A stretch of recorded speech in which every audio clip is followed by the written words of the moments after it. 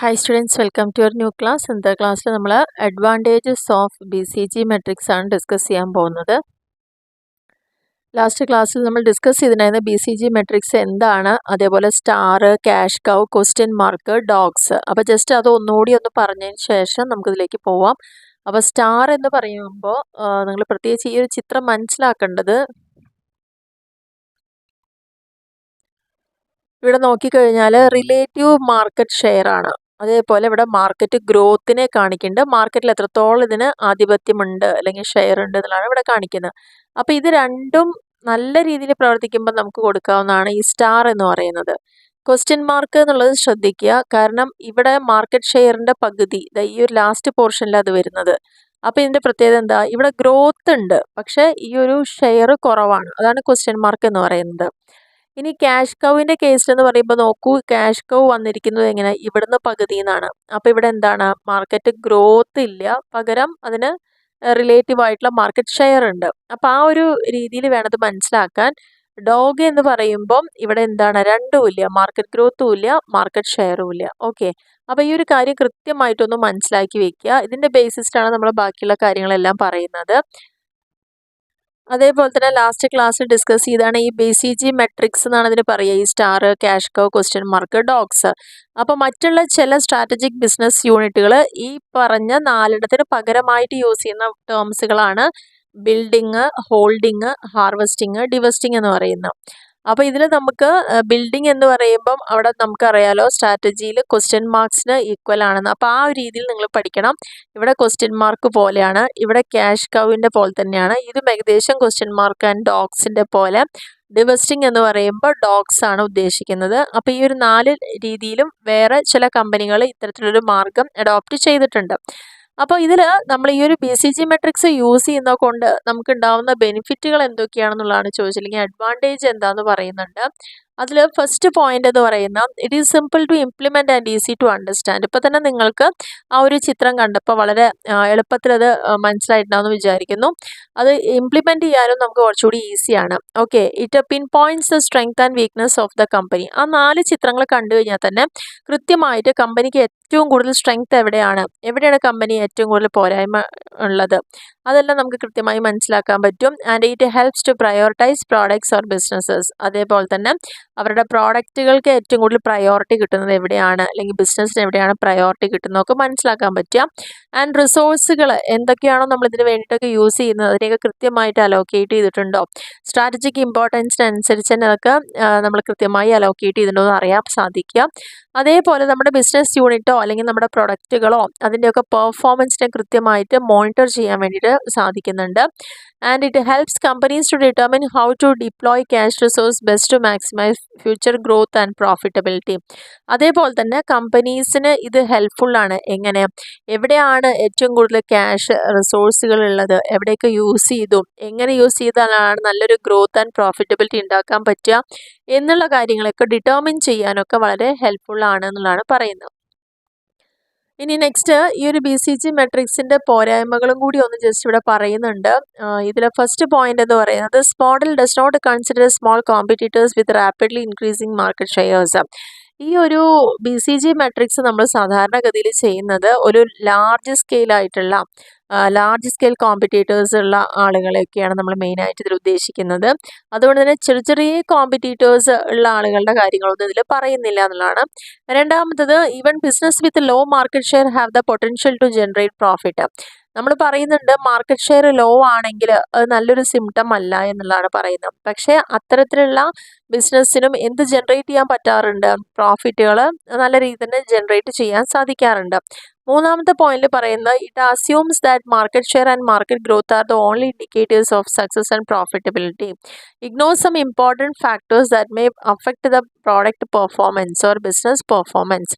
നമ്മൾ BCG matrix എടുക്കുന്ന സമയത്ത് 2 മാനദണ്ഡങ്ങളാണ് വെച്ചിരിക്കുന്നത്. ഒന്ന് മാർക്കറ്റ് ഷെയറും, 2 മാർക്കറ്റ് ഗ്രോത്തും ആയിരുന്നു.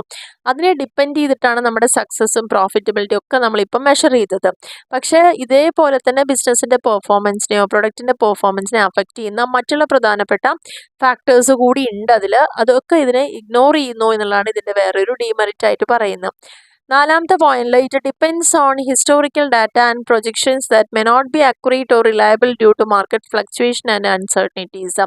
ഇനി പലപ്പോഴും നമ്മുടെ മുന്നുള്ള ഒരു എക്സ്പീരിയൻസോ ഹിസ്റ്ററിയോ അതിനൊക്കെ ബേസ് ചെയ്തിട്ടാണ് നമ്മൾ പല കാര്യങ്ങളും പ്രഡിക്റ്റ് ചെയ്യുന്നത്. അതുകൊണ്ട് തന്നെ എപ്പോഴും മാർക്കറ്റ് എന്ന് പറയുന്നത് നമുക്കറിയാലോ, ഫ്ലക്ച്വേഷൻസ് ധാരാളം ഉണ്ടാവാറുണ്ട്, അൺസർട്ടനിറ്റീസ് ഉണ്ടായിരിക്കും.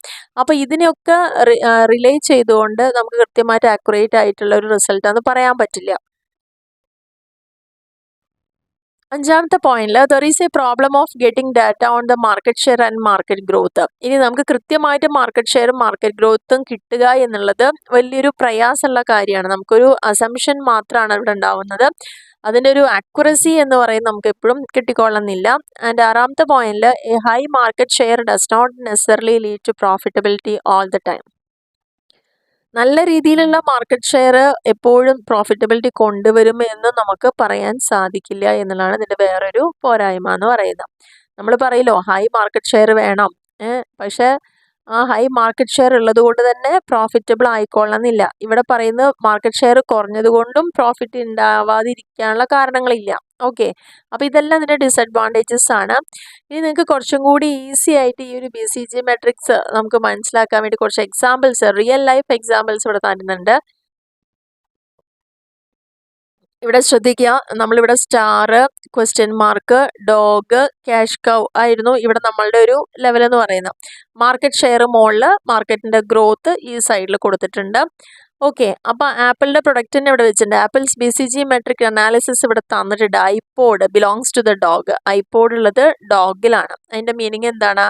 ഇവിടെ ഈ ഒരു ഇതിൽ വരാൻ കാരണം ഡ്യൂ ടു ഇൻറ്റൻസ് കോമ്പറ്റീഷൻ ഉണ്ടായിരുന്നു, ലിമിറ്റഡ് കൺസ്യൂമർ ഡിമാൻഡ്. കൺസ്യൂമേഴ്സിന് അത്രത്തോളം ഇത് ആവശ്യം ഉണ്ടായിരുന്നില്ല, മാത്രമല്ല നല്ല കോമ്പറ്റീഷൻ ഉണ്ടായിരുന്നു. അപ്പോൾ അത് വന്നിരിക്കുന്ന ഏത് പോർഷനിലാണ്? ഈ ഡോഗിൻ്റെ പോർഷനിലാണ്. Apple iTunes and iMac can be placed cash cows quadrant. Cash കൗവിലായിരുന്നു ആപ്പിൾ ഐട്യൂൺസും ഐമാക് ഒക്കെ വന്നത്. കാരണം products have maintain their market dominance and increase the cash flow at the same time. മാർക്കറ്റിൽ അവർ ഡോമിനേറ്റ് ചെയ്ത് പോയിരുന്നു, മുന്നിൽ തന്നെ ആയിരുന്നു, പക്ഷേ അവർക്ക് അതേസമയം ഒരുപാട് ക്യാഷ് ഫ്ലോ കൂടി അവിടെ ഇൻക്രീസ് ചെയ്തു എന്നുള്ളതാണ് വേറൊരു പ്രശ്നമായിട്ട് പറയുന്നത്. ഇനി ആപ്പിൾ TV ഏത് കാറ്റഗറിയിലാണ്? ക്വസ്റ്റ്യൻ മാർക്കിൻ്റെ കാറ്റഗറിയിലാണ്. എന്തുകൊണ്ടാണ്? ആ പ്രൊഡക്റ്റിന് എന്താണ്? Low profitability for the moment. ആ ഒരു സമയത്ത് പ്രോഫിറ്റബിലിറ്റി വളരെ കുറവായിരുന്നു എന്നുള്ളതാണ് പറയുന്നത്. ആപ്പിൾ ഐഫോൺസ് മാത്രമാണ് സ്റ്റാർ കാറ്റഗറിയിലുള്ളത്. സ്റ്റാർ കാറ്റഗറി ആകുമ്പോൾ എന്താണ്? നല്ലൊരു മാർക്കറ്റ് പ്രോഫിറ്റും കമ്പനിക്ക് ഉണ്ടായിട്ട് മാർക്കറ്റ് ലീഡ് ചെയ്ത് പോകുന്നതും കൂടിയാണ്. അപ്പോൾ ഇതാണ് ഇപ്പോൾ ആ കമ്പനിയെ സംബന്ധിച്ചോളം അവരുടെ 4 പ്രൊഡക്റ്റ് ഏതൊക്കെ വിഭാഗത്തിൽ പെടുന്നു എന്ന് വളരെ ഈസി ആയിട്ട് നമുക്ക് മനസ്സിലാക്കി തരുന്നത്. അപ്പോൾ ഏറ്റവും ഇപ്പോൾ ആപ്പിളിൻ്റെ ഏത് പ്രൊഡക്റ്റാണ് മൂവ് ചെയ്യുന്നത് ക്ലിയർ ആണല്ലോ, ഐഫോണാണ്. കാരണം അതിലാണ് ഏറ്റവും കൂടുതൽ മാർക്കറ്റ് ഷെയറും മാർക്കറ്റ് ഗ്രോത്തും കാണിക്കുന്ന ആപ്പിളിൻ്റെ പ്രൊഡക്റ്റ് എന്ന് പറയുന്നത്. ഇനി ഇതേപോലെ തന്നെ സാംസങ്ങിൻ്റെ പ്രൊഡക്റ്റ് വെച്ചിട്ട് ഒരു BCG മെട്രിക്സ് ഇവിടെ കാണിക്കുന്നുണ്ട്. അതായത് ഗാലക്സി സ്മാർട്ട് ഫോൺസ് ആണ് സാംസങ്ങിൻ്റെ സ്റ്റാർ പ്രൊഡക്റ്റ് ആയിട്ട് വരുന്നത്. സ്റ്റാർ പ്രൊഡക്റ്റിൽ മെയിനായിട്ട് സാംസങ് കമ്പനിയുടെ മൂവ് ചെയ്യുന്നത് ഏതാണ്? നമ്മുടെ സ്മാർട്ട് ഫോൺസ് തന്നെയാണ്. നല്ല മാർക്കറ്റ് ഷെയറും നല്ല ഗ്രോത്തും ഇതിന് കാണിക്കുന്നുണ്ട്. അപ്പോൾ അതുകൊണ്ട് ആ കമ്പനി ഏറ്റവും കൂടുതൽ ഫോക്കസ് ചെയ്യേണ്ടതും എവിടെയാണ്? ഈ ഐഫോണിൻ്റെ മേഖലയിലാണ്. Okay, this is for Samsung should invest to further increase profit. ഇതിലാണ് കൂടുതലായിട്ട് ഇനി ഇൻവെസ്റ്റ് ചെയ്യേണ്ടത്. Samsung is known for its high quality appliances as a high relative market share. The market for these not growing much as demand is constant. Hence, these belong to cash cow category. Cash cow കാറ്റഗറിയിൽ വരുമ്പോൾ നോക്കൂ, സാംസങ്ങിൻ്റെ home appliances ആണ് ഇവിടെ കാണിക്കുന്നത്. നല്ല രീതിയിൽ market share ഒക്കെ ഉണ്ട്, പക്ഷേ അതിൻ്റെ ഗ്രോത്ത് എന്ന് പറയുന്നത് അത്രത്തോളം ഇല്ല. മാർക്കറ്റ് ഷെയർ നല്ലോണം ഉണ്ട്. അപ്പോൾ ഡിമാൻഡ് എന്താണ്? കോൺസ്റ്റൻ്റ് ആണ്. സ്ഥിരമായിട്ട് ഈ പ്രൊഡക്റ്റുകൾക്കുള്ള ഡിമാൻഡ് കോൺസ്റ്റൻ്റ് ആണ്. അതുകൊണ്ടാണ് എന്തുണ്ടാകുന്നത്? ക്യാഷ് കൗ കാറ്റഗറിയിൽ ഇത് പെടാനുള്ള കാരണം. സാംസങ്ങിൻ്റെ പ്രിൻറ്റേഴ്സ് ഉണ്ട്. ഓക്കെ, ആ പ്രിൻറ്റേഴ്സിൻ്റെ നോക്കൂ, മാർക്കറ്റ് ഷെയർ കുറവാണ്. ഗ്രോത്ത് ഉണ്ട്, പക്ഷെ മാർക്കറ്റ് ഷെയർ കുറവാണ്. അതുകൊണ്ട് അത് ഏത് കാറ്റഗറിയിൽ വന്നു? ഇത് ക്വസ്റ്റ്യൻ മാർക്കായിട്ട് മാറിയിരിക്കുകയാണ്. മാർക്കറ്റ് ഷെയർ ലോ ആണ്, പക്ഷേ മാർക്കറ്റിൽ ഗ്രോ ചെയ്യുന്നുണ്ട് എന്നുള്ളതാണ് ഇവിടെ കാണിക്കുന്നത്. ഇനി സ്മാർട്ട് വാച്ച് ഉണ്ട് സാംസങ്ങിൻ്റെ. അതിൻ്റെ പ്രത്യേകത എന്ന് പറയുന്നത് എന്താണ്? ഇത് നമ്മളെ ഡോഗിലാണ് വന്നിരിക്കുന്നത്. ഡോഗിൽ വരുമ്പോൾ എന്താ, മാർക്കറ്റ് ഷെയറും കുറവാണ്, മാർക്കറ്റ് ഗ്രോത്തും കുറവാണ്. അപ്പോൾ ഈ ഒരു കാറ്റഗറിയിൽ അത് പെട്ടു എന്നുള്ളതാണ് പറയുന്നത്. അപ്പോൾ ഈ രണ്ട് എക്സാമ്പിളാണ് നമ്മളിവിടെ ഇപ്പോൾ പറഞ്ഞത്.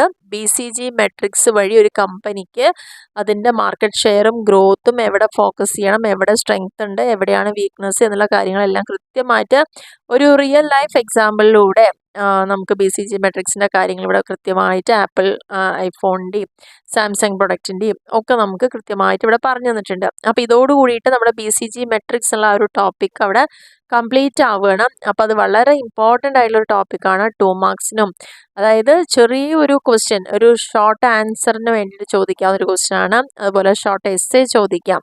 എന്താണ് അഡ്വാൻറ്റേജ്, എന്താണ് ഡിസഡ്വാൻറ്റേജസ്, അതിൽ ആ 4 പോയിന്റുകൾ ഇതിനെ സൂചിപ്പിക്കുന്നത് ചോദിക്കാം. അതല്ലെങ്കിൽ BCG മെട്രിക്സ് മാത്രമായി നമുക്കൊരു എസ്സേ പോലെയൊക്കെ ചോദിക്കാവുന്ന ഒരു ക്വസ്റ്റ്യൻ തന്നെയാണ്. അപ്പോൾ ഇത്ര ചെറിയൊരു ടോപ്പിക്കാണിത്. അപ്പോൾ എല്ലാവർക്കും ക്ലിയർ ആയി എന്ന് വിചാരിക്കുന്നു. ഇനി നമുക്ക് ഇതേപോലെ വേറൊരു മെട്രിക്സും കൂടി ഈ ഒരു ചാപ്റ്ററിൽ പഠിക്കാനുള്ളൂ. ഇതൊരു ടൂളാണ്, നമ്മളിപ്പോൾ പറയുന്നതാണല്ലോ. അപ്പോൾ മെയിനായിട്ട് മാർക്കറ്റിംഗ് മാനേജ്മെൻറ്റിൽ തന്നെയുള്ള ഒരു ഏറ്റവും ലേറ്റസ്റ്റ് വന്നിരിക്കുന്ന ഒരു പോർഷനാണ് ഈ ഒരു മെട്രിക്സ് എന്നുകൊണ്ട് ഉദ്ദേശിക്കുന്നത്. ഓക്കെ, അപ്പോൾ ഈ ഒരു BCG മെട്രിക്സ് എല്ലാവർക്കും കംപ്ലീറ്റ് ആയിട്ട് ക്ലിയർ ആയി എന്ന് വിചാരിക്കുന്നു. അപ്പോൾ നിങ്ങൾക്ക് ക്ലാസ് ഇഷ്ടമാവുകയാണെങ്കിൽ തീർച്ചയായിട്ടും ലൈക്ക് ചെയ്യാനും ഷെയർ ചെയ്യാനും കമൻറ്റ് ചെയ്യാനും മറക്കരുത്. സബ്സ്ക്രൈബ് ചെയ്യാത്ത ആൾക്കാരുണ്ടെങ്കിൽ തീർച്ചയായിട്ടും ഒന്ന് സബ്സ്ക്രൈബ് ചെയ്യുക, സപ്പോർട്ട് ചെയ്യാം. Okay, thank